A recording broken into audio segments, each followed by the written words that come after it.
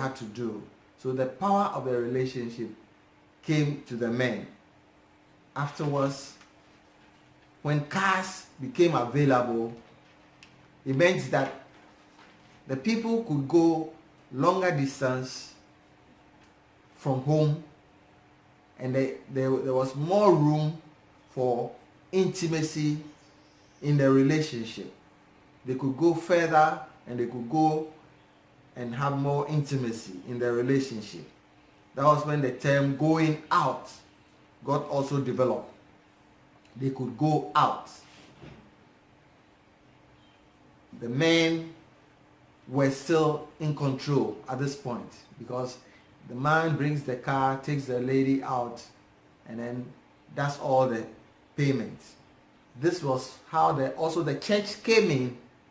At this point, the churches also came in to try and establish the rules of dating. Because when it started, even when you go and ask permission to take a lady out, the parents will give her a chaperone. The family will give her a chaperone.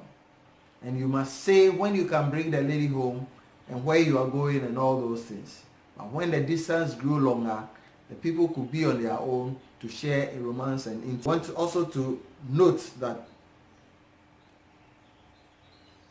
there's a purpose for why people want to date. We've already stated in the definition that people want to know themselves better, to make a better decision about whether to stay in the relationship or break up the relationship. This teaches us that there are two outcomes. There are two outcomes of the dating process. It could lead to a breakup, or it could lead to an elevation or taking the relationship a notch higher into courtship. So note that's also the reason why people insist that only mature people should be in dating. Only mature people should be in dating, because it could lead to a breakup, or it could lead into the relationship being raised a notch higher into courtship. So if you can't handle the concept of breakup, or you are going to be hurt because of the breakup, then you are not mature enough at that point to start dating. Are you with me? I believe you understand what we mean by a breakup and how it can be painful.